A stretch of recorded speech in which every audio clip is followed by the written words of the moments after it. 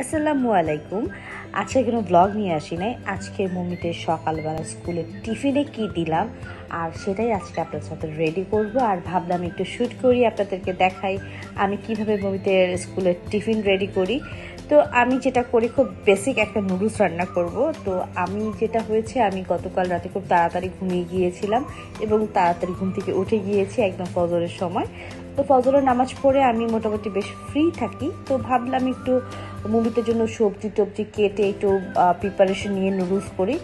আর আমি নুডলসগুলো একটু বেশি করেই করি, কারণ যেন মুভি এখন সন্ধ্যায় করলেও সকালে খেতে পারে, আর সকালে করলে যেন ওটা সন্ধ্যায় হয়ে যায়। আমি এইভাবেই চেষ্টা করি, কারণ এখন যে পরিমাণ গরম পড়েছে, বারবার চুলার কাছে যাওয়াটা একদমই অসহ্যকর।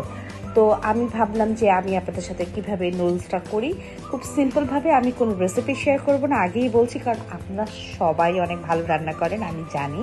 তো আমি যেহেতু অনেক ভালো রান্না করি না, আমি মোটামুটি রাঁধুনি, তো ওইভাবে আমি কোনো রেসিপি কখনোই দিই না।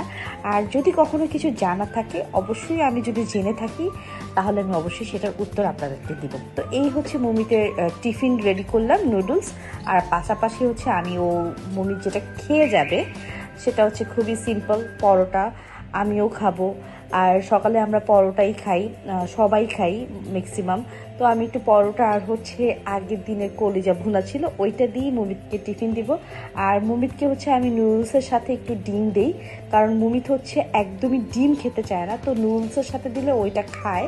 আর আমি চেষ্টা করি প্রতিদিন অন্তত একটা করে ডিম মুমিতকে খাওয়ানো, যেটা খাওয়ানো হচ্ছে একটা যুদ্ধের সমান আমার কাছে। মুমিত খাওয়া নিয়ে খুবই তালবাহানা করে, মানে এটা মানে খুবই বিশ্রী একটা বিষয়, মুমিতের খেতেই চায় না। যাই হোক, প্রত্যেকটা মায়েরই একটা যুদ্ধ হয় বাচ্চাদেরকে খাওয়ানো নিয়ে। তো কার কার হয় আমাকে কমেন্ট করে জানাতে ভুলবেন না। তো মুমিত হচ্ছে রেডি হয়ে নাস্তা করছে। এই ছিল আজকে ছোট্ট একটা টিফিন ভিডিও। তো সবাই ভালো থাকবেন, সুস্থ থাকবেন, গরমে বেশি বেশি পানি খাবেন, ঠান্ডা না নর্মাল পানি খাবেন। তো আজকের ভিডিওটা এখানে শেষ করে দিচ্ছি। সবাই ভালো থাকেন, সুস্থ থাকেন, আল্লাহ হাফেজ।